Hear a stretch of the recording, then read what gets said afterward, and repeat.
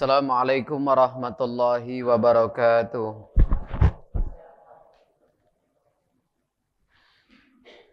Alhamdulillahi rabbil alamin. Alhamdulillahilladzi arsala rasulahu bil huda wa dinil haqq lisirahu 'alad dini kullihi walau karihal musyrikun.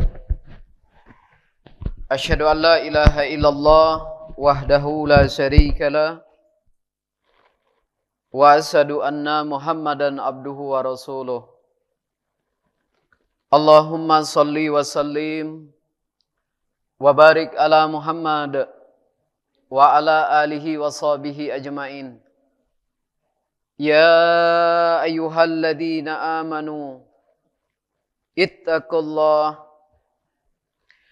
ittaqullaha haqqa tuqatih wa la tamutunna illa wa antum muslimun. Ya arhamar rahimin, irhamna ya dzal jalali wal ikram. Alhamdulillah, mari kita panjatkan puji syukur kehadirat Allah Subhanahu wa taala. Alhamdulillah, pada pagi hari ini Allah masih berikan pada kita semua nikmat, limpahan nikmat, curahan nikmat yang selalu Allah limpahkan pada kita semua. Semoga kita bisa memanfaatkan nikmat-nikmat yang telah Allah berikan ini. Semoga dengan nikmat-nikmat ini semakin membuat kita pandai bersyukur kepada Allah. Semoga dengan nikmat-nikmat ini semakin membuat kita pandai taat kepada Allah. Dengan kita bertakwa kepada Allah, melaksanakan segala apa-apa yang telah Allah dan Rasulnya perintahkan dan menjauhi segala apa-apa yang telah Allah dan Rasulnya larang. Salawat dan salam mari kita persembahkan kepada junjungan kita, Nabi Allah Muhammad sallallahu alaihi wasallam, pada keluarga, kerabat, sahabat dan sampai pengikut akhir zaman. Semoga kita, keluarga besar kita, keturunan kita menjadi pengikutnya sampai akhir hayat hidup kita, dan semoga Allah kelak ridho kita di dalam surganya. Semoga kita semua yang hadir sehat walafiat. Kalau di antara kita, keluarga kita, orang tua kita, saudara-saudara kita ada yang sakit, semoga Allah angkat penyakitnya, Allah kabulkan doanya, Allah kabulkan hajatnya. Semoga Allah berkenan menerima semua amal-amal kita. Semoga Allah membuka hati kita semua, orang tua kita, suami, istri, anak-anak kita, saudara-saudara kita. Semoga Allah memberikan taufik dan hidayahnya. Semoga Allah mudahkan kita untuk menerima hidayah Allah. Allah mudahkan kita membaca Al-Quran. Allah mudahkan kita memahami Al-Quran. Allah mudahkan kita mengamalkan Quran. Allah mudahkan kita menghafal Quran. Allah mudahkan kita mengajarkan Al-Quran. Semoga kita semua istiqamah di dalam kebaikan. Semoga Allah memberikan ilmu yang berkah pada kita semua. Ilmu yang semakin membuat kita dekat, taat, patuh kepada Allah Subhanahu wa taala. Yang terhormat Pak Haji Ar-Rasyid dan keluarga besar, semoga selalu dalam keadaan sehat walafiat. Semoga diberikan oleh Allah keberkahan. Dan yang saya hormati jamaah Masjid Taklim Al-Furqan Ahad pagi, semoga semuanya di dalam keadaan sehat walafiat, berkah, dapat perlindungan Allah, selalu dalam bimbingan, taufik dan hidayahnya. Bapak Ibu yang dimuliakan Allah, pada pertemuan ini mohon maaf ya, mungkin temanya saya ganti ya. Temanya saya ganti karena harusnya tujuan utama menuntut ilmu karena sesuatu hal ya, akhirnya saya ganti dadakan ini gantinya. Mohon maaf sebelumnya. Untuk kajian pada pertemuan ini insyaallah akan yang kami sampaikan tentang takwa, tujuan utama orang-orang beriman. Takwa, tujuan utama orang-orang beriman. Nah, dasar hukum dari tema ini sendiri itu banyak di dalam ayat-ayat Al-Quran. Kalau takwa itu tujuan utama orang-orang beriman. Salah satunya misalnya dalam Al-Quran di surat 49, Allah jadikan kamu berbangsa, Allah jadikan kamu bersuku. Tetapi yang paling mulia di antara kamu, bukan karena bangsanya, bukan karena sukunya, tetapi yang paling mulia di antara kamu adalah orang-orang yang paling bertakwa. Nah, makanya dalam hal ini, kesimpulan utama tujuan orang-orang beriman itu adalah takwa. Karena seketika orang-orang beriman mulai melatih dirinya, mau mendidik dirinya, belajar untuk menjadi orang-orang yang bertakwa, maka itu pencapaian yang terbaik. Maka itu prestasi yang terbaik yang diraih oleh orang-orang beriman. Saat dia mulai melatih dirinya, belajar menjadi orang-orang yang bertakwa. Prestasi terbaik. Inna akramakum indallahi atqakum. Kemudian, ada lagi di dalam Al-Quran, di surat Al-Baqarah, yang menjadi dasar hukum kenapa takwa itu tujuan utama orang-orang yang beriman. Di surat Al-Baqarah, yang di dalam Quran 197, bawalah bekal. Karena sebaik-baik bekal itu adalah takwa. Tidak ada bekal terbaik saat kita menghadap Allah nanti adalah takwa. Seketika seorang beriman mulai belajar, melatih dirinya, mendidik dirinya menjadi orang-orang yang bertakwa, maka itu adalah prestasi. Pencapaian yang terbaik orang-orang beriman selama hidup. Seketika orang-orang beriman mulai mendidik dirinya, belajar menjadi orang-orang yang bertakwa, maka itu menjadi bekal terbaik saat dia nanti menghadap Allah. 2. Dari ini saja udah bisa kita simpulkan. Jadi betul-betul takwa itu menjadi tujuan utama orang-orang yang beriman. Apalagi misalnya kita tambah lagi, ada lagi di dalam Al-Quran. Seketika orang-orang beriman itu mulai melatih dirinya menjadi orang-orang yang bertakwa, maka Allah akan ridho dengan orang-orang beriman yang bertakwa itu menjadi pemukim jannahnya Allah Subhanahu wa Ta'ala. Allah ridho dengan orang-orang yang beriman yang bertakwa, dia menjadi pemukim, ya, tinggal di surganya Allah. Dari 3 ini saja kesimpulannya sudah bisa kita gambarkan. Betul-betul takwa itu menjadi impian, ya, menjadi target utama bagi seorang yang beriman. Nah, ada lagi di dalam Al-Quran di surat Al-Ma'idah, dengan takwa itu menjadi jaminan amalan seorang beriman itu Allah terima. Karena di dalam Al-Quran di surat Al-Ma'idah, kisah tentang Habil dan Qabil, kata Habil, sesungguhnya Allah hanya menerima amalan orang-orang yang bertakwa. Masya Allah, ini betul-betul harus menjadi target kita sebagai orang-orang yang beriman. Dan kita harus melatih diri kita, mendidik diri kita, berupaya untuk menjadi orang-orang yang beriman, yang bertakwa. Artinya dari beberapa 4 dasar hukum ini, tidak ada yang lebih penting bagi orang-orang yang beriman. Tidak ada pencapaian yang terbaik bagi orang-orang beriman saat dirinya mulai melatih, berusaha untuk bertakwa kepada Allah Subhanahu wa Ta'ala. Nah, mari kita awali kajian kita pagi hari ini dengan Quran surat 51 ayat 56. Quran surat 51 ayatnya 56. Quran surat 51 ayatnya 56. A'udzu billahi minasy syaithanir rajim.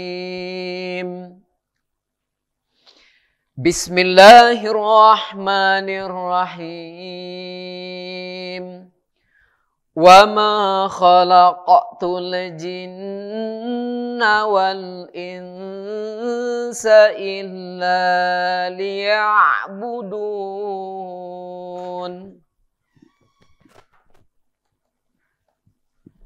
Yang artinya, aku tidak menciptakan jin dan manusia melainkan agar mereka beribadah kepadaku. Bahkan menjadi sebab Asbab kenapa orang-orang itu diciptakan, manusia diciptakan untuk ibadah. Allah ciptakan jin, Allah ciptakan manusia itu untuk ibadah. Ibadah itu dalil umum. Ibadah itu umum. Jadi kalau misalnya ibadah ini nanti diuraikan, maka ketemunya nanti ibadah itu apa? Takwa. Jadi ibadah itu umum masih. Nah bahkan kalau misalnya kita katakan tujuan Allah menciptakan manusia dan jin itu adalah untuk ibadah, yang akhir dari pencapaian ibadah itu nanti menjadi orang yang beriman, yang bertakwa, maka ini tujuan utama bagi orang-orang beriman. Nah kalau ibadah itu dalil umumnya, sekarang dalil khususnya apa? Ibadah itu. Yang akhirnya nanti akan bertemu dengan kata takwa. Nah, orang-orang yang beribadah, orang yang dikatakan ibadah itu apa yang dia kerjakan? Sehingga kita mengatakan, oh dia lagi ibadah. Tentu di dalam di dalam benak kita orang ibadah itu siapa? Yang sholat, yang ngaji, ya kan? Puasa, bayar zakat, apalagi haji puncaknya. Nah, kita selalu cenderung yang namanya ibadah itu intinya ke rukun Islam. Tepat, belum tepat kalau kita hanya beranggapan ibadah itu hanya orang-orang yang fasih dalam rukun Islam saja. Kenapa? Karena kalaupun seandainya ada orang yang sudah fasih dalam rukun Islam ini, mulai dari syahadat sampai ke haji, apakah sudah layak dia disebut orang takwa? Jawabnya belum. Belum bisa dikatakan takwa kalau misalnya orang beriman itu hanya melaksanakan yang namanya rukun Islam saja. Dan belum bisa dia diberikan gelar takwa. Makanya kalau seandainya kita cenderung yang namanya ibadah, sholat, puasa, zakat, haji, kita katakan ibadah, iya, tapi belum tepat. Karena buktinya saat ada orang yang memang sudah biasa melaksanakan dalam rukun Islam ini, apakah dia layak jadi orang takwa? Belum. Nah, maka tambahlah satu lagi. Agar dia layak disebut orang takwa apa? Ibadah yang kedua, yaitu menjauhi apa saja yang Allah dan Rasulnya larang. Maka layak dia disebut orang takwa. Dan ini ibadah. Rukun Islam itu ibadah. Menjauhi apa saja yang dilarang oleh Allah dan Rasulnya itu juga ibadah. Bahkan di dalam Al-Quran, perintah itu ujian, larangan juga ujian. Ya kan? Yang beribadah di dalam rukun Islam dia dapat pahala, yang beribadah menjauhi larangan juga dia dapat pahala. Bedanya di mana? Di bedanya antara dua ini, yang wajib kalau dia sholat 5 waktu dia dapat pahala, tapi bagi yang udah termasuk kategori akil balik, kalau dia ninggalkan sholat 5 waktu dapat dosa. Kebalikannya kalau larangan dia kerjakan dapat dosa, ya kan? Kalau dia tinggalkan, maka dia dapat pahala. Ya, ada orang yang masuk surga karena rukun Islam, ada yang masuk surga juga karena jauhin larangan, sama-sama ibadah. Sempurnanya ibadah seorang beriman itu saat dia mulai melatih dua hal ini. Dan dia berhak mendapatkan kata dan gelar takwanya. Tapi kita selalu cenderungnya kemana? Ke sholat, puasa, zakat, ya kan? Akhirnya apa? Akhirnya kita terlatih dalam urusan yang satu ini. Tidak diragukan lagi kita orang-orang yang beriman, kita sangat terlatih dengan yang namanya rukun Islam. Ya kan? Padahal ibadah yang berkaitan dengan rukun Islam ini termasuk ibadah-ibadah yang berat yang Allah sebut dalam Al-Quran. Misalnya sholat, sesungguhnya sholat itu berat kecuali bagi orang-orang yang sudah khusyuk. Puasa itu berat, ya kan? Sama. Tapi kita terbiasa dengan amalan-amalan yang berat, tapi kita tidak terbiasa dengan amalan-amalan yang ringan. Kenapa? Banyak orang yang ahli sholat gagal karena larangan. Banyak orang yang ahli berpuasa gagal karena melakukan apa yang dilarang. Kenapa? Karena di dalam Islam itu ada yang namanya pembatal ibadah. Jadi ada orang yang ibadah batal. Seperti apa misalnya? Puasanya batal. Sholatnya batal. Jadi di dalam Islam itu ada yang namanya pembatal ibadah. Nah, ada lagi pembatal yang kedua apa? Dia udah sholat, dia udah puasa, dia udah haji, batal enggak? Enggak. Tapi yang kedua ada lagi yang disebut dengan pembatal pahala ibadah. Ada yang kedua. Yang banyak disebut di dalam Al-Quran. Yang salah satu penyebab pembatal pahala itu semuanya ada di dalam larangan-larangan Allah. Nah, tapi kita cenderungnya itu, ibadah itu hanya dalam urusan seperti ya sholat tadi, puasa, zakat, ya kan. Kalaupun ditanya, kalau seandainya siapa orang-orang yang beribadah itu, ya cenderungnya kemana? Yang pertanyaan tadi, sholat, puasa, itu yang ibadah. Kadang-kadang ada yang tidak menganggap larangan ini sebagai ibadah. Kadang-kadang tidak dianggap seperti itu. Padahal sama-sama ibadah. Bahkan kadang-kadang orang tua mendidik anak yang kadang-kadang belum waktu puasa, belum waktunya dia sholat, udah dilatih. Iya kan, dilatih puasa. Kalaupun misalnya anak yang tidak sanggup sampai maghrib, dia bilang, "Ma, kakak tidak sanggup nih, udah jam 12. Diperbolehkan. Dilatih. Dalam rukun Islam. Tapi kadang-kadang kita sebagai orang tua lupa melatih ibadah yang satu ini. Larangan ini. Kita terbiasa memotivasi anak-anak yang kecil dalam urusan rukun Islam. Tapi kita kadang-kadang tidak dapat motivasi di dalam masalah larangan. Padahal sama-sama ibadah. Kalau misalnya ada orang yang sholat khusyuk, Allah masukkan ke surga Firdaus. Orang yang menjauhi hal-hal yang diharamkan, misalnya bisa jaga lisan, juga dimasukkan Allah ke dalam surga. Sama ibadahnya. Kita motivasi anak-anak yang belum pandai baca Quran. Bahkan kalau seandainya dia bisa menghafalkan juz 30, kita berani sebagai orang tua berikan hadiah. Tapi kita tidak pernah ada motivasi di larangan.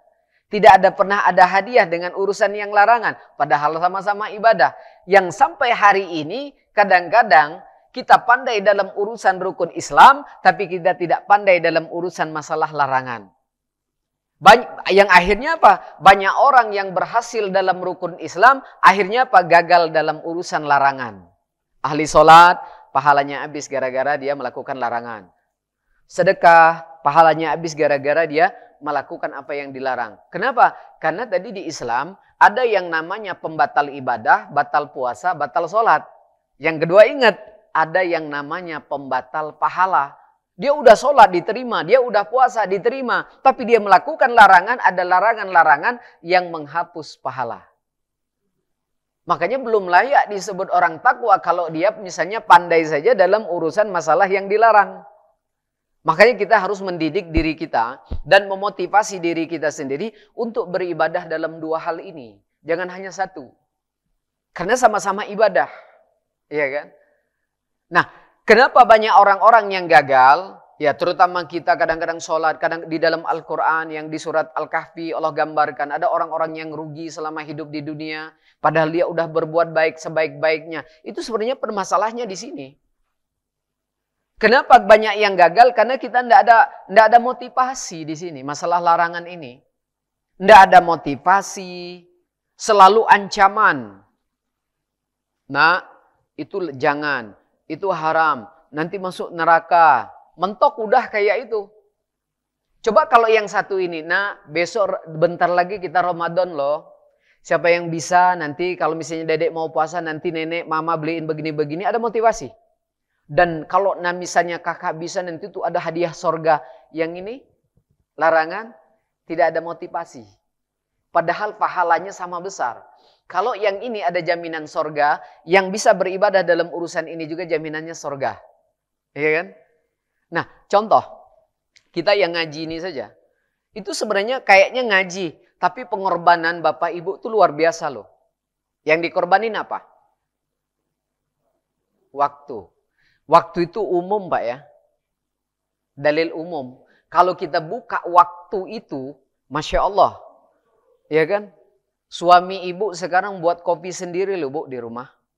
Gara-gara ibu ngaji. Iya kan? Ya betul, waktu waktu, bener waktu itu. Tapi kalau dibuka, ya kan, ibu ninggalin pekerjaan dapur loh. Ya, halaman depan, halaman belakang udah 1 minggu loh belum disapu. Iya kan, betul waktu, tapi pengorbanan banyak. Pertanyaannya, kok bisa setenang ini loh? Padahal ibu-ibu tuh Pak, PR-nya yang paling banyak tuh ibu-ibu, bukan anak sekolah. Kalau anak sekolah paling banyak PR-nya paling 2 mata pelajaran. Kalau ditanya, nah ada PR, ada apa? 2 PR-nya. Ibu-ibu boleh tanya, PR-nya tuh paling banyak, tiap hari PR-nya paling banyak. Iya kan? Tapi kok setenang ini jawabannya? Jawabannya ada 2. Ada motivasi, ada pahala, ada surga, benar? Iya. Ibu kalau sholat tahajud itu sebangun jam berapa? 3. Kan?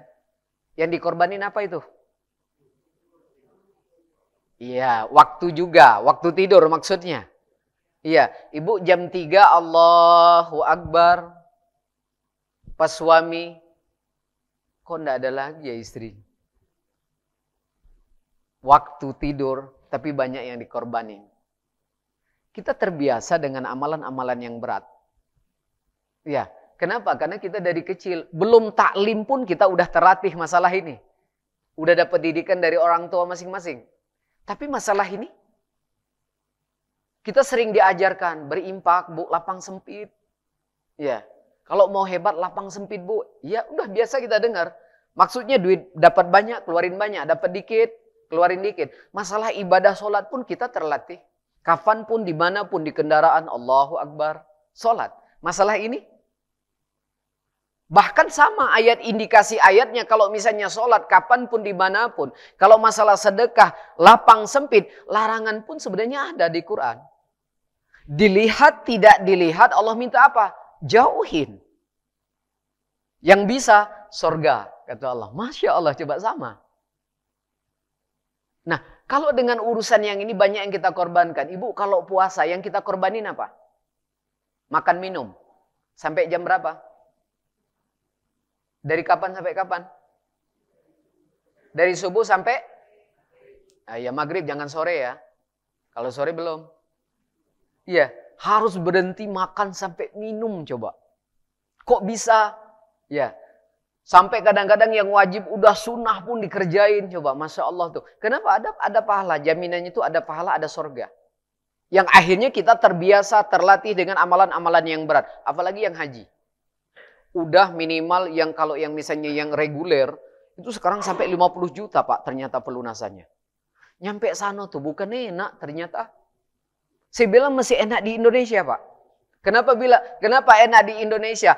Kita di Indonesia... Di masjid udah komat, berangkat, masih ada harapan saf pertama. Enak kan Pak kalau di Indonesia? Ternyata di sana menurut cerita tuh enggak bisa kayak itu Pak. 1 jam sebelum atau 1 jam sebelum, 1 jam setengah sebelum azan itu kalau enggak kita OTW, siap-siap katanya sholat di luar. 1 jam setengah harus berangkat Pak. Kalau pas azan itu berangkat, siap-siap di pelataran sholatnya. Bukan sepelataran Masjidil Haram, tapi pelataran hotel. Di sana lebih berat, Pak. Iya, udah ngorbanin uang jutaan. Iya, nyampe sana sholat harus, kalau misalnya mau di dalam harus lebih awal, minimal 1 jam sebelum azan. Kalau enggak siap-siap sholat di luar. Pertanyaannya kok enggak ada yang kapok?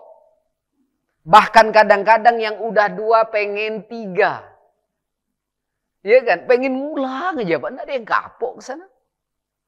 Kenapa? Ada motivasi. Ada apa? Ada surga, ada pahala. Iya kan? Nah ini masalah rukun Islam. Dan ini berat-berat semua nih. Yang gampang saja ngaji aja harus ngorbanin waktu, pekerjaan rumah. Yang akhirnya kita terlatih dalam rukun Islam ini. Kita terbiasa sekalipun berat. Yang jelas juga ada motivasinya. Dan ini juga tidak salah. Tapi sayang kita tidak terlatih dalam urusan menjauhi apa yang dilarang. Dan ini menyebabkan kebanyakan semua amal yang rukun Islam tadi batal pahalanya. Gara-gara yang satu ini. Hati-hati Pak, yang ini. Makanya kita harus ngelatih yang ini. Sekarang kita pinggilkan rukun Islam. Kita tidak bahas ini, kita khusus bahas masalah ibadah. Ini saya bilang ibadah. Mulai hari ini ganti kata-katanya. Jangan lagi ancam. Itu tidak boleh. Itu haram. Masuk neraka. Jangan lagi.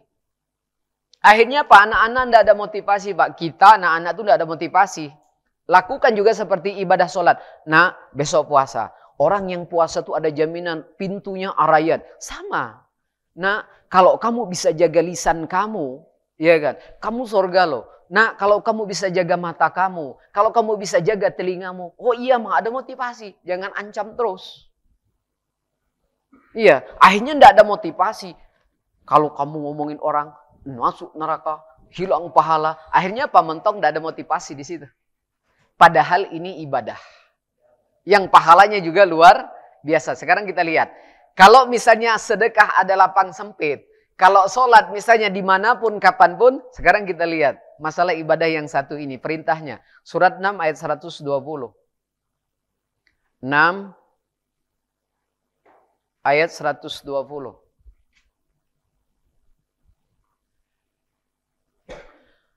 Surat yang ke-6.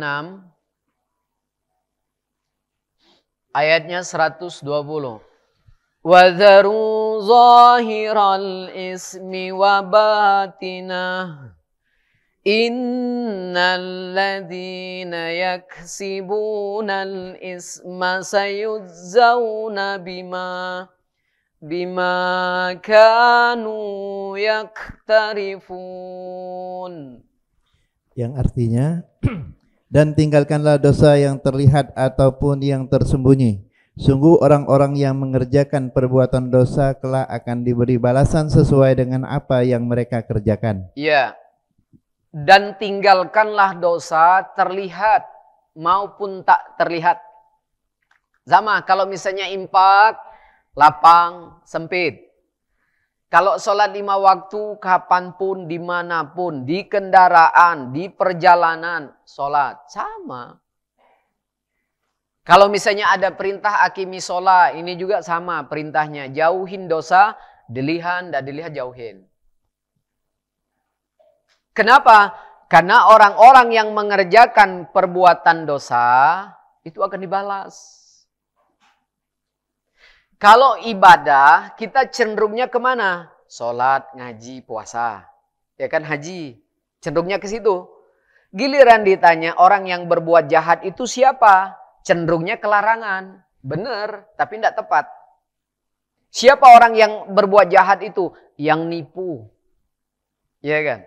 Yang fitnah, yang korupsi, yang begal, yang rampok, yang ngatain orang, bohongin orang. Betul, iya, tapi tidak tepat.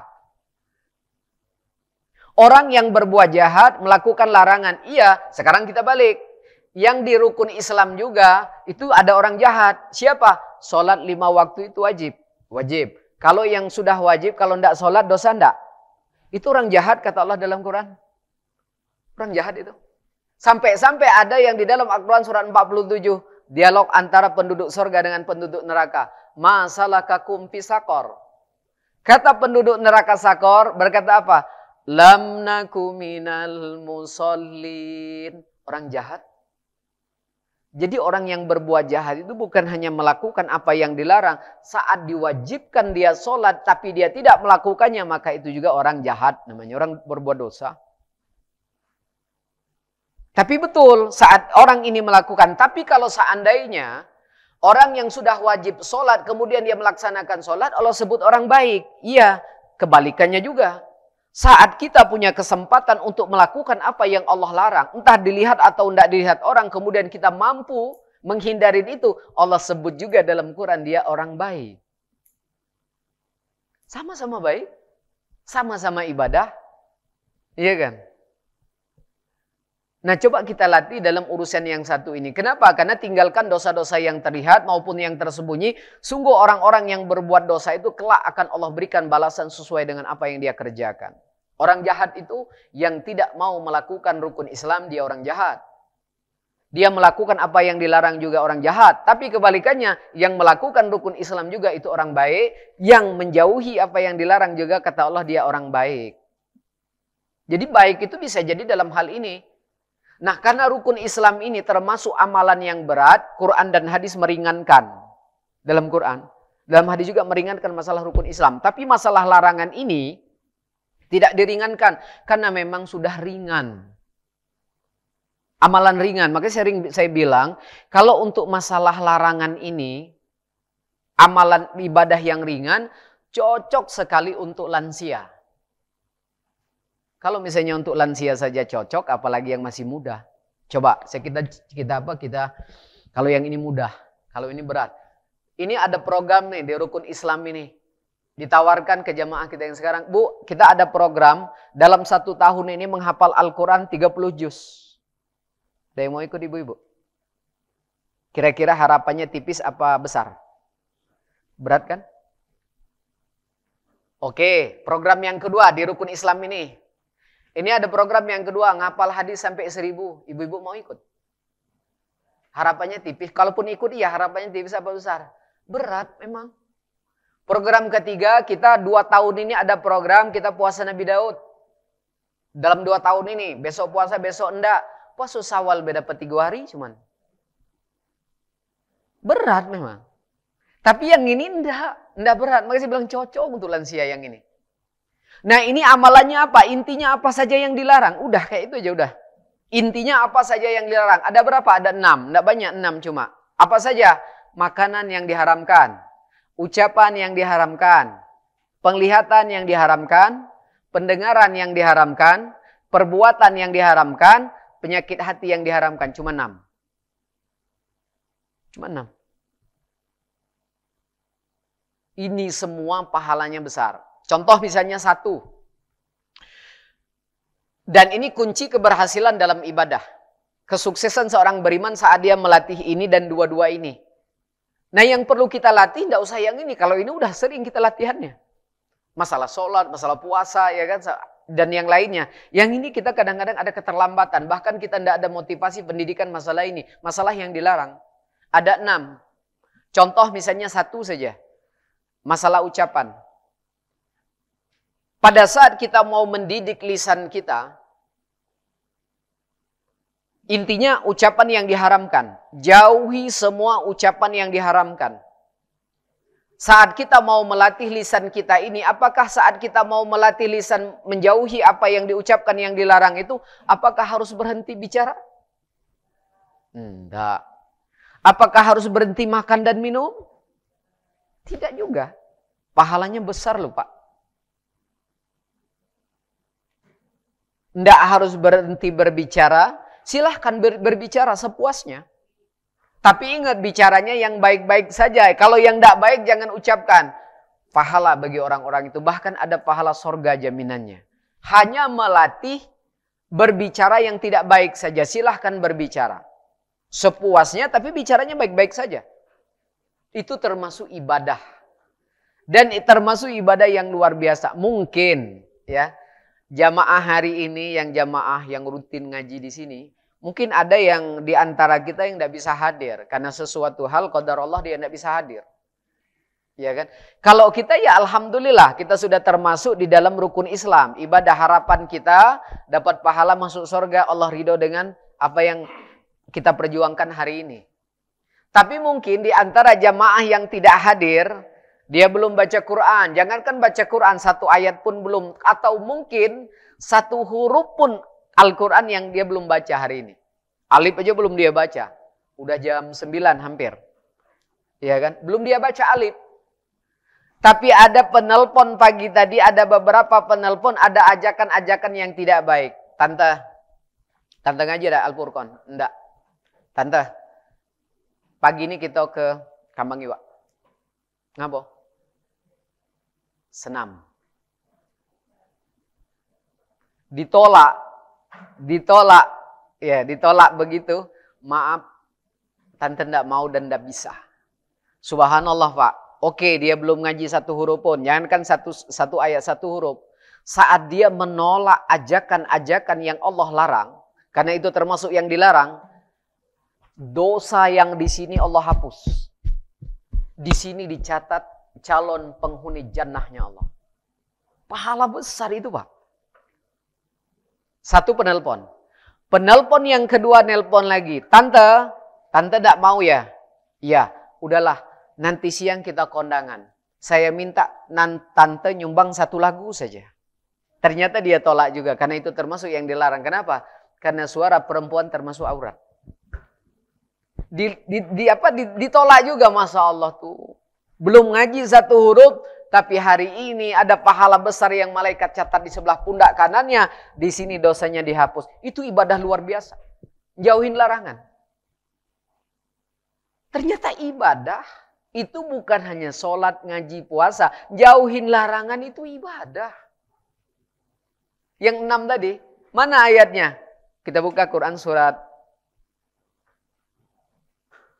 An-Nisa ayatnya 31. An-Nisa 31.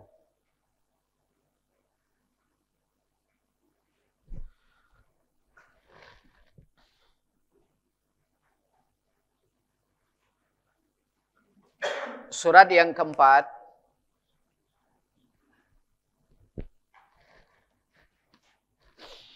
Surat yang keempat ayatnya 31.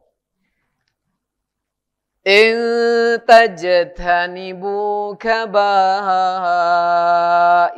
ma tunhauna anhu nukaffir ankum sayyiatikum wa nudkhilkum mudkhalan karima. Yang artinya, jika kamu menjauhi dosa-dosa besar di antara dosa-dosa yang dilarang mengerjakannya, niscaya kami hapus kesalahan-kesalahanmu dan akan kami masukkan kamu ke tempat yang mulia, yaitu surga. Masya Allah. Ada hamba Allah yang Allah masukkan ke surga di situ. Apa asbabnya, penyebabnya? Karena dia menjauhi dosa-dosa yang Allah larang. Masuk surga, ibadah. Sama kayak puasa. Motivasinya ada pintu khusus. Ya kan? Namanya arayan. Makanya sekalipun kita ngorbanin hak tubuh kita, harus berhenti makan, minum dari pagi sampai menjelang maghrib, ikhlas, rela, bahkan semangat. Kenapa? Ada motivasinya pahala dan surga. Kita berani ngorbankan uang puluhan juta. Ternyata sampai di Mekah itu, ya Allah subhanallah, lebih berat ujiannya. Karena kalau menjelang azan kita baru berangkat, jangan harap duduk di dalam. Tapi di Indonesia enak. Qomat berangkat, masih ada harapan saf pertama. Wah, kan keren. Indonesia itu lebih mudah. Ternyata sulit di sana, lebih sulit. Tapi kok kenapa? Ya udah ngorbanin uang, tenaga, pikiran, belum lagi keluarga yang ditinggalkan. Kok enggak ada yang kapok? Ada 2, pahala, surga. Nah, kalau misalnya kita berani ngorbankan waktu, tenaga, hak tubuh, kemudian harta dan yang lainnya, kita berani ngorbankan itu, kita ikhlas karena ada harapan pahala dan surga. Jauhin larangan juga ada pahala, ada surga. Yang 6 tadi. Caranya bagaimana? Cukup. Kalau misalnya itu ucapan haram, jangan. Kalau itu penglihatan yang diharamkan, jangan. Kalau pendengaran yang diharamkan, jauhin. Kalau perbuatan yang diharamkan, penyakit hati yang diharamkan, cuma itu. Kalaupun seandainya kita seterusnya mau mendidik telinga kita untuk menjauhi hal-hal yang diharamkan, toh tidak harus berhenti mendengar. Silahkan dengar semuanya, tapi yang baik-baik saja. Kalaupun seandainya ada yang diharamkan, tinggal jauhin saja. Pahalanya besar, dihapus kesalahan, ada jaminan surga. Artinya tetap ada motivasi. Nah, ini yang kita tidak ada motivasi di sini. Yang kita kadang-kadang lupa mengajarkan kepada anak-anak seperti puasa, nak ngaji, nak sholat, nak ayo sedekah. Kita lupa mengajarkan ini kepada anak. Yang akhirnya apa? Yang akhirnya mereka tidak termotivasi untuk belajar masalah menjauhi larangan. Dan kadang kita pun sama. Kenapa? Karena anggapan ibadah itu cuma sholat, ngaji, puasa. Ya betul. Tapi kenyataannya ini juga dapat pahala. Nah, kurangnya di sini kenapa? Dan ini menjadi sebab banyaknya gagal ibadah orang-orang beriman. Ini penyebabnya. Karena ini menjadi penghapus pahala, bukan pembatal sholat, bukan pembatal puasa, beda lagi. Kalau orang yang sudah sholat, udah puasa, diterima, ada pahalanya. Hati-hati dengan yang ini. Kenapa? Karena ini menjadi penghapus pahala. Makanya banyak gagal di sini. Padahal amalannya mudah. Saking mudahnya, cocok untuk lansia. Untuk yang hafal tadi kayaknya mundur. Tapi yang ini, nggak harus ninggalin waktu tidur. Ya kan, nggak harus ninggalin di rumah. Nggak harus ngorbanin makan dan minum. Nggak, silahkan makan dan minum. Silahkan berbicara, silahkan mendengar. Tapi dengan syarat yang memang Allah halalkan. Yang memang Nabi SAW halalkan. Tapi kalau udah diharamkan, berusaha untuk menjauhi. Saat itu pun kita mau menjauhinya, ada pahala besar. Di sebelah kanan kita tercatat calon penghuni surga. Masya Allah. Ini ibadah yang luar biasa, ringan. Makanya kesempurnaan seorang beriman itu saat dia mulai melatih dirinya beribadah dalam dua hal ini. Bukan hanya dalam urusan rukun Islam saja. Coba kita lihat lagi. Kalau misalnya kita beranggapan orang sholat itu baik, betul. Orang puasa itu baik, betul. Dalam Quran Allah katakan, orang yang menjauhi dosa-dosa besar dan perbuatan keji, Allah katakan mereka itu orang baik. Saking baiknya mereka, Allah juga janjikan surga bagi orang-orang yang menjauhi apa yang Allah larang. Disebut orang baik. Tapi kita kalau ditanya siapa orang baik, yang sholat, ya kan, yang ngaji, betul, tidak salah. Tapi saat mereka menjauhi apa yang dilarang, juga orang baik. Kita buka Quran surat 53. 53. Ayatnya 31, 32.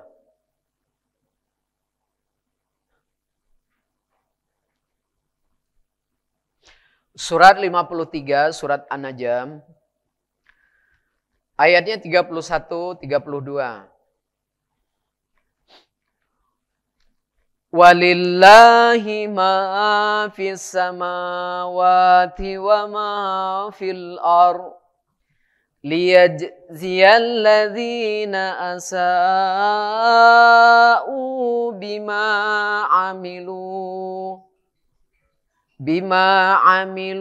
wa yajziyal ladzina ahsanu bil husna alladzina yajtanibuna kabairal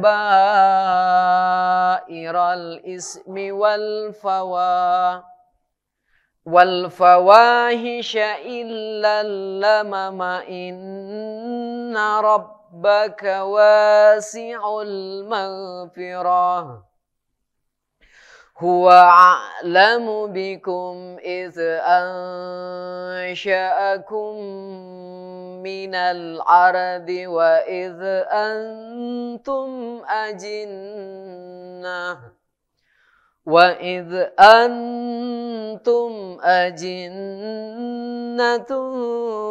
fi butuni ummahatikum fala tuzakku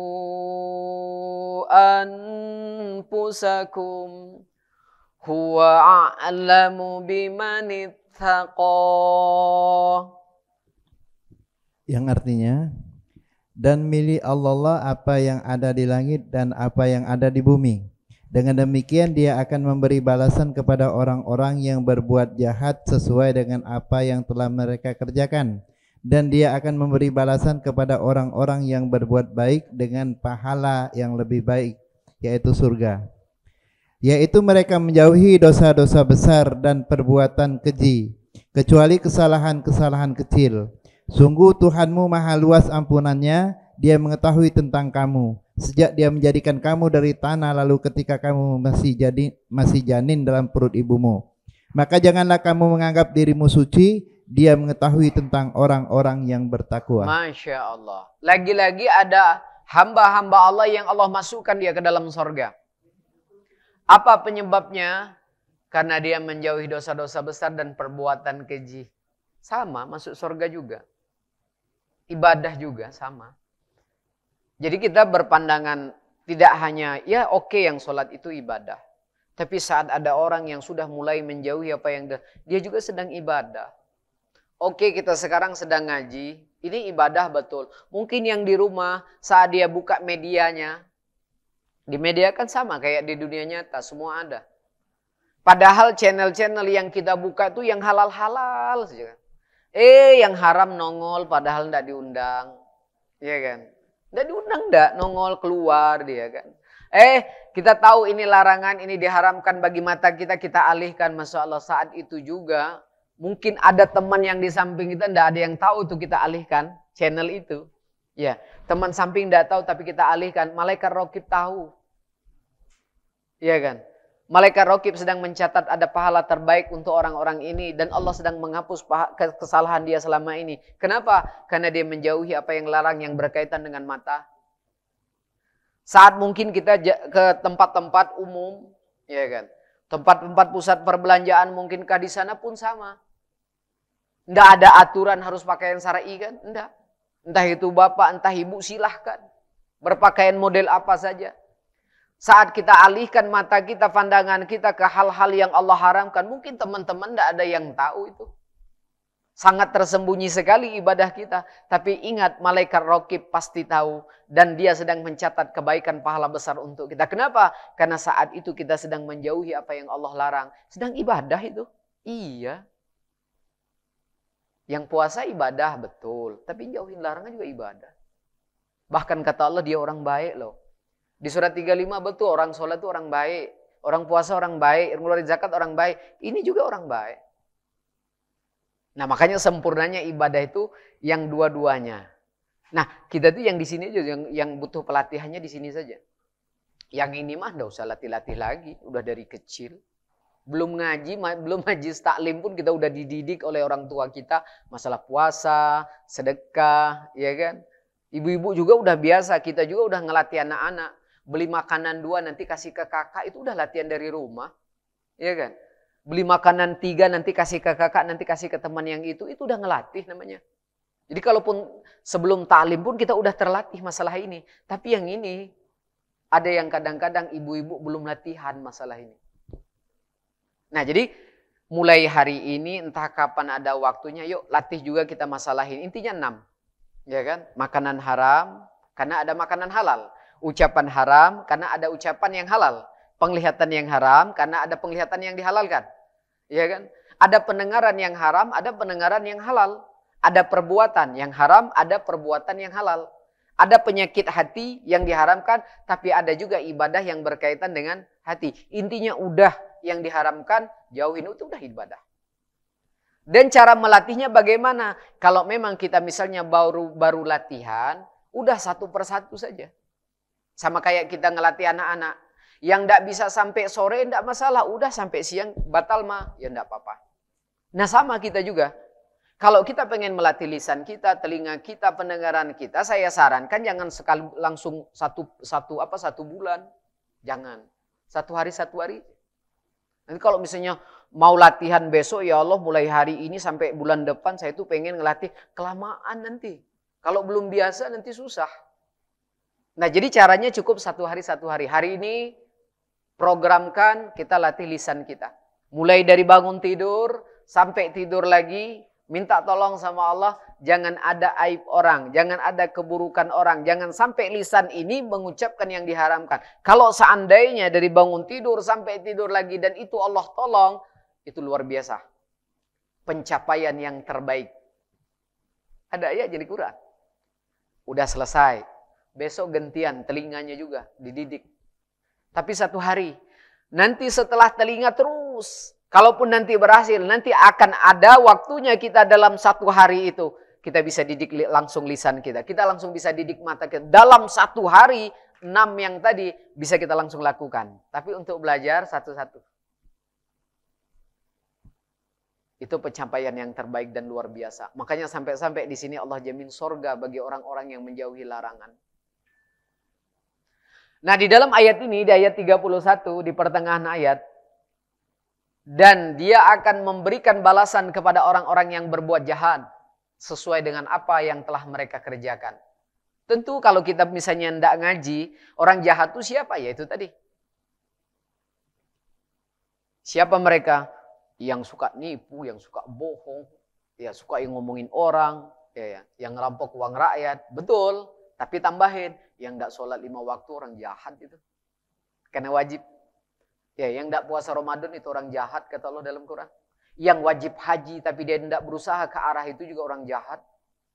Ya kan? Betul ini jahat, itu juga jahat. Tapi siapa orang baik? Ini ada orang baik juga kata Allah. Dan Allah akan memberikan balasan kepada orang-orang yang berbuat baik itu dengan pahala yang terbaik sorga. Siapa? Oke, yang sholat orang baik, yang puasa orang baik. Tapi di sini kata Allah, orang baik itu siapa? Yaitu mereka yang menjauhi dosa-dosa besar dan mereka menjauhi perbuatan keji. Kata Allah, orang baik itu. Dan Allah siapkan sorga bagi orang-orang itu. Masya Allah. Nah, jadi ini ibadah. Ya, cara kita memotivasi mereka dalam urusan ini sama kan seperti puasa, ngaji, dan yang lainnya. Sedekah. Nah, ini ibadah loh, nak. Kalau kakak bisa jaga telinganya dari hal-hal yang diharamkan, Allah menjamin sorga. Sama kayak orang yang sholatnya khusyuk. Ya kan? Sorganya apa? Firdaus misalnya.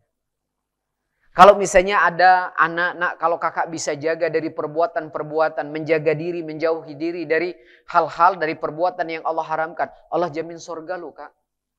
Iya kan? Jadi dia termotivasi sama kayak puasa. Tapi enggak, selama ini kita tuh hanya dapat apa? Ancaman, desakan.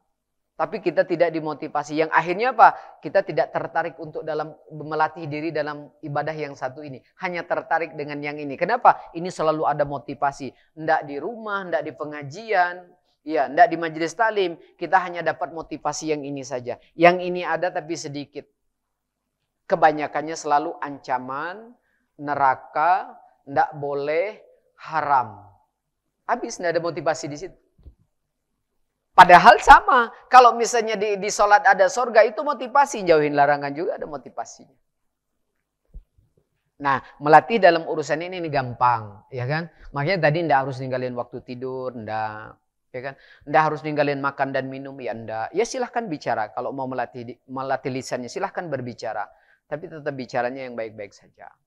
Kalaupun misalnya mau berbuat, silahkan berbuat, ndak harus berhenti berbuat. Tapi cukup yang baik-baik saja, yang jangan sampai melanggar. Nah, hanya seperti itu, iya.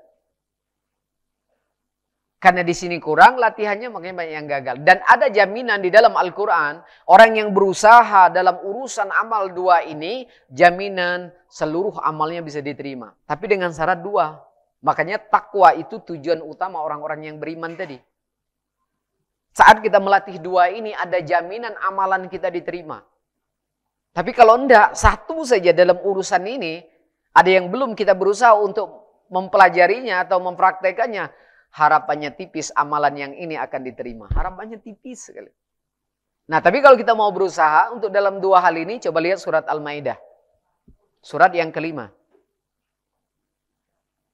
Ayatnya 27, 28. Kalau misalnya berusaha untuk dua hal ini,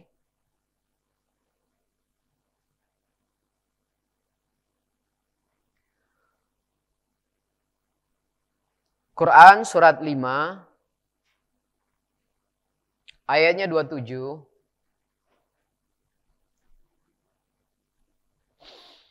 28. Al-Maidah 27 28.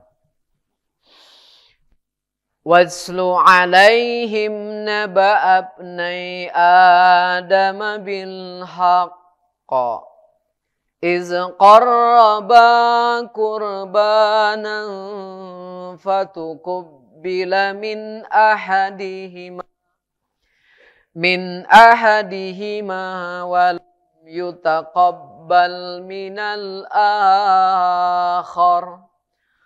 قال لأقتلنك قال إنما taqabbalullahu minal muttaqin. Yang artinya, dan ceritakanlah Muhammad yang sebenarnya kepada mereka tentang kisah kedua putra Adam. Ketika keduanya mempersembahkan kurban, maka kurban salah seorang dari mereka berdua yaitu Habil diterima dan dari yang lain yaitu Kabil tidak diterima.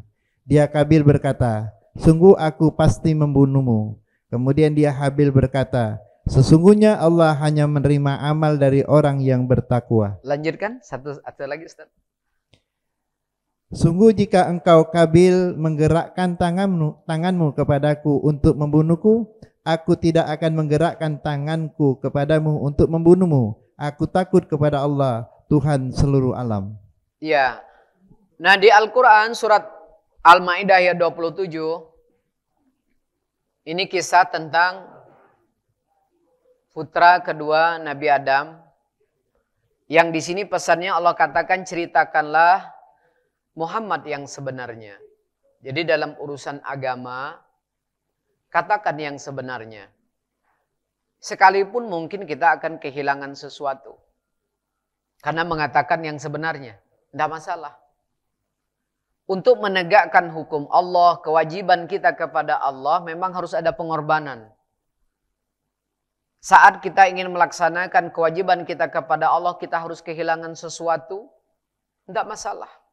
Kenapa? Karena Allah menjamin di dalam Quran surat An-Nur, orang yang menegakkan kewajibannya kepada Allah atau menegakkan hukum Allah, kemudian dia kehilangan sesuatu, macam-macam sesuatu, bisa jadi kehilangan harta, kesempatan, ya kan, untuk menegakkan kewajiban atau menegakkan hukum Allah, maka Allah berjanji di dalam Al-Quran surat An-Nur, Allah akan ganti dengan yang lebih baik. Saat kita ingin menegakkan sesuatu kewajiban atau menegakkan hukum, kehilangan apa sih Allah ganti. Jadi jangan pernah takut. Saat kita mau menegakkan kewajiban kita, menegakkan hukum Allah, ya, kemudian kita kehilangan sesuatu, tidak usah khawatir. Karena Allah berjanji, Allah akan ganti dengan yang lebih baik. Nah, tapi kebalikannya, kalau ada orang yang kehilangan Allah karena mendapatkan sesuatu, maka siap-siap dia akan kehilangan semua. Ada orang tuh dapat sesuatu, tapi dia kehilangan Allah. Kenapa? Mungkin melanggar hukum Allah. Atau meninggalkan kewajiban-kewajibannya kepada Allah. Maka dia kehilangan Allah. Tapi saat ada orang yang kehilangan harta, kehilangan kesempatan. Kenapa? Karena untuk menegakkan kewajiban kepada Allah, maka siap-siap dia akan mendapatkan yang terbaik. Nah, kemudian di dalam ayat ini, jadi sesuatu berkaitan dengan agama, ceritakan yang sebenarnya. Jadi tidak ada hal-hal yang tertutup. Karena pesan itu di dalam ayat ini kata Allah, katakan yang sebenarnya. Nah, kemudian tentang kisah kedua putra Adam. Yang kedua-duanya sama-sama ibadah. Tapi Allah katakan di antara kurban mereka, ibadah mereka ini ada yang diterima, ada yang enggak. Jadi memang ada orang yang ibadah sama-sama ibadah. Sama-sama haji, makan mungkin satu kamar. Ada yang diterima, ada yang enggak. Sama-sama sholat berjamaah, imamnya satu, ada yang diterima, ada yang enggak. Nah, apa yang menyebabkan amalan orang yang padahal sama-sama beribadah, sama-sama melakukan kebaikan tapi tidak diterima? Setelah mereka melakukan kebaikan, yang tidak diterima mengatakan apa? Kata Qabil, kalau Juang Plebang, kubunuh kau. Nah, ini yang menyebabkan amalannya tidak diterima. Apa? Melakukan kebaikan diiringi. Kita tuh hanya kenal dengan hadis-hadis yang juga di Quran itu. Kalau hadisnya sama persis yang di Quran surat An-Nisa 85. Ikutilah perbuatan buruk dengan perbuatan baik. Iya, ya. Kenapa? Karena perbuatan baik ini menghapus Quran dan hadis, iya. Tapi ayat-ayat yang berkaitan dengan hukum kebalikannya jarang disampaikan. Iya kan? Padahal ada hukum kebalikannya. Perbuatan buruk diiringi dengan perbuatan baik, ya, maka perbuatan baik ini menghapus keburukan. Benar, tapi awas kebalikannya. Orang yang berbuat baik diiringi dengan perbuatan buruk, maka perbuatan buruk ini menghapus kebaikan. Sama hukumnya. Salah satunya ini. Jadi sama-sama menghapus. Nah, kemudian Allah katakan di dalam ayat ini, punya Qabil tidak diterima, punya Habil tidak diterima. Kenapa? Karena saat selesai mereka melakukan peribadatan, Qabil berkata, sesungguhnya aku pasti membunuhmu. Dan langsung Habil berkata, Allah hanya menerima amal dari orang-orang yang bertakwa saja. Hanya menerima. Yang mencampur adukkan kebenaran dengan kebatilan. Baik dikerjakan. yang tidak baik juga dikerjakan. Dia akan saling menghapus satu sama lain. Quran hadis tuh. Yang saat Nabi SAW ditanya, ya Rasulullah, si fulan tuh orang-orang yang ahli ibadah. Tapi ya Rasulullah, kami tidak aman dari lisannya. Jawaban Nabi apa? Ahli neraka orang-orang seperti itu. Kenapa? Karena perbuatan buruk itu menghapus. Nah, makanya tadi kembali kepada yang satu menghapus ibadah, batal sholat, batal puasa, belum dapat apa-apa. Tapi ada orang yang udah sholat, udah ngaji, udah puasa. Ada lagi yang kedua yang namanya penghapus pahala. Kalau penyakit hati, ada enggak yang menghapus pahala? Ada, salah satunya riya. Penyakit hati. Riya itu menghapus. Sampai-sampai di dalam Al-Quran Allah memberikan perumpamaan orang yang berbuat baik. Tapi riya itu penyakit hati yang diharamkan. Seperti batu licin yang di atasnya ada debu. Debu itu perbuatan baiknya. Kemudian air hujan turun, maka habislah debu itu, tidak tersisa apapun. Mereka tidak mendapatkan apa-apa dari apa yang telah mereka kerjakan. Sudah dikerjakan, tapi mereka tidak ada pahalanya. Maka ini menjadi penghapus. Nah, tapi kalau kedua-duanya justru kebalikannya. Sempurnanya ibadah seorang beriman itu saat dia melatih dirinya dalam ibadah dua hal ini. Berjuang dengan dua hal ini. Sampai-sampai di sini kata Habil apa? Sesungguhnya Allah hanya menerima amal dari orang-orang yang bertakwa saja. Kalau tidak, tapi tetap ada solusi. Solusinya satu. Apa? Tobat nasuha. Ya tetap ada solusi. Tapi tidak bahas itu. Karena tetap juga yang di Quran surat apa? Surat Az-Zumar, wahai hamba-hambaku, jangan berputus asa dari rahmat Allah. Kenapa? Allah Maha Pengampun.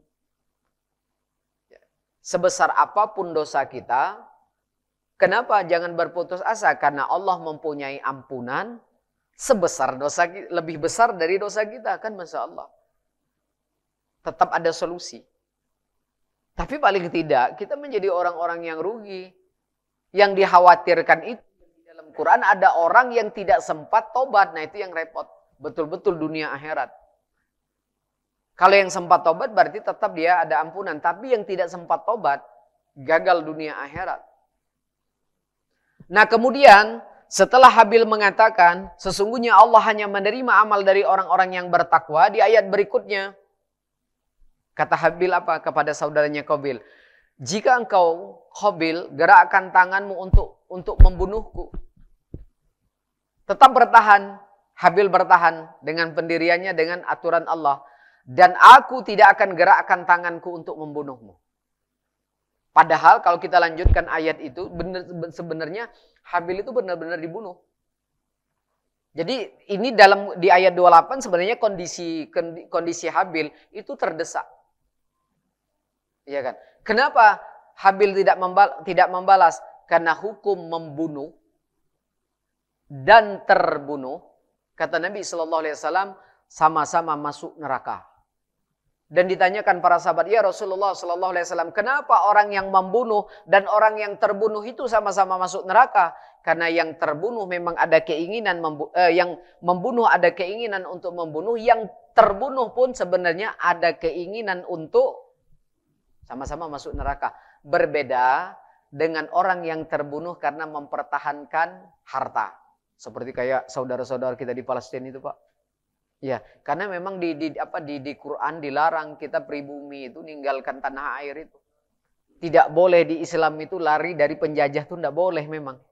Kecuali kalau dia berpaling untuk siasat, ngatur strategi berperang. Karena memang ada di Quran beberapa ayat itu dilarang. Jadi kalau kita pribumi mau diusir dari Indonesia nanti dulu, kalaupun kita mati, artinya mati syahid. Ya. Orang yang membunuh mempertahankan hartanya, haknya, berbeda dengan orang yang membunuh dan terbunuh. Makanya Habil tetap bertahan, aku tidak akan gerakkan tanganku untuk membunuhmu. Dan ternyata terbunuh. Nah, pembelajarannya, keistiqomahan Habil menjauhin larangan ini yang kita harus jadikan pelajaran. Oke, Habil saat ini dia terdesak, dengan kisah ini dia terdesak. Ya kan? Keadaan dia itu sebenarnya darurat. Tapi tetap dia menjauhi apa yang dilarang. Nah, kita alihkan dengan kondisi-kondisi yang saudara kita. Berapa banyak orang yang saat ini sedang Allah uji dengan harta yang dia sangat membutuhkan, yang akhirnya apa? Dia tidak kuat dengan larangan Allah. Akhirnya apa? Menghalalkan bermacam cara. Ya kan, Allah uji dengan harta. Berapa banyak orang yang saat ini Allah uji rumah tangganya, yang kasusnya mungkin sama kayak Habil, yang dia sangat butuh pertolongan. Akhirnya apa? Dengan ujian ini banyak orang yang menghalalkan bermacam cara, termasuk apa yang dilarang dilakukan, tapi Habil tetap pendiriannya. Dengan kasus yang berbeda, ada orang yang belum diberikan keturunan, udah berapa tahun mungkin, yang akhirnya semua didatangin. Mbah dukun datangin, mbah Google datangin, ya mbah-mbah semua didatangin. Akhirnya apa? Menghalalkan bermacam cara, termasuk yang dilarang juga dilakukan. Tapi Habil tetap, sekalipun saat itu mungkin diakhiri nyawanya, dia tetap tidak mau mengatakan, aku tidak akan menggerakkan tanganku untuk membunuhmu. Kenapa? Karena aku takut kepada Allah. Ini termasuk ibadah yang mulia. Menjauhi larangan itu termasuk ibadah. Tinggal nanti kasusnya berbeda. Keadaan kita sekarang, mungkin ada orang yang diuji dengan penyakit yang belum kunjung sembuh juga. Jangan sampai, bertahanlah. Kenapa? Karena jaminannya Allah tidak akan menurunkan obat itu dari hal yang diharamkan. Jadi jangan sampai misalnya ada penyakit yang udah tahunan, akhirnya melakukan hal-hal yang dilarang, yang bertentangan dengan syariat. Itu ujian. Contohlah Habil tetap bertahan, walau keadaan seperti ini dia tidak mau melakukan apa yang Allah larang. Dan ini menjadi kunci salah satu. Makanya tadi peraihan terbaik orang-orang beriman saat dirinya mulai melatih. Ya, melatih dirinya belajar beribadah dalam dua hal ini. Itu pencapaian yang terbaik orang-orang beriman selama dia hidup. Tapi kalaupun seandainya baru satu saja, maka pencapaian takwa belum layak diberikan kepadanya. Dan saat kita mulai melatih diri kita dalam urusan dua ini, inilah prestasi terbaik orang-orang beriman. Pencapaian yang terbaik yang pernah dilakukan orang-orang yang beriman yang hidup di dunia. Dua ini. Mana ayatnya? Surat 49 ayat 13. Pencapaian yang terbaik 49, 13. Surat 49 ayatnya 13. Ya ayyuhan nasu inna khalaqnakum min dzakarin wa unsa وَجَعَلْنَاكُمْ شُعُوبًا وَقَبَائِلَ لِتَعَارَفُوا إِنَّ أَكْرَمَكُمْ عِندَ اللَّهِ أَتْقَاكُمْ إِنَّ اللَّهَ عَلِيمٌ خَبِيرٌ. Yang artinya, wahai manusia, sungguh kami telah menciptakan kamu dari seorang laki-laki dan seorang perempuan. Kemudian kami jadikan kamu berbangsa-bangsa dan bersuku-suku, agar kamu saling mengenal. Sungguh yang paling mulia di antara kamu di sisi Allah, ialah orang yang paling bertakwa. Sungguh Allah Maha Mengetahui, Maha Teliti. Pencapaian yang terbaik, prestasi terbaik orang-orang beriman itu saat dia beribadah dalam dua hal ini. Mulai latihan dalam dua hal ini. Dan bahkan Allah katakan orang kemuliaan itu tidak bisa diraih karena bangsa. Kemuliaan itu tidak bisa diraih karena suku. Ya. Tapi kemuliaan itu diraih dengan cara apa? Taat kepada Allah dalam dua hal ini. Orang yang paling mulia itu adalah orang yang paling bertakwa. Paling bisa dalam dua hal ini. Yang mau belajar dalam dua hal ini, maka siap-siap dia akan mulia dunia akhirat. Makanya ini termasuk pencapaian terbaik, prestasi terbaik orang-orang beriman. Bapak Ibu sekalian yang dimuliakan Allah, mungkin ini yang saya bisa sampaikan. Mudah-mudahan ini bisa menambah pengetahuan kita, wawasan kita tentang Islam. Semoga Allah meridhoinya sehingga menjadi ilmu yang bermanfaat. sehingga menambah iman takwa kita kepada Allah Subhanahu wa taala. Subhanakallahumma wa bihamdika asyhadu an la ilaha illa anta astaghfiruka wa atubu ilaik. Assalamualaikum warahmatullahi wabarakatuh.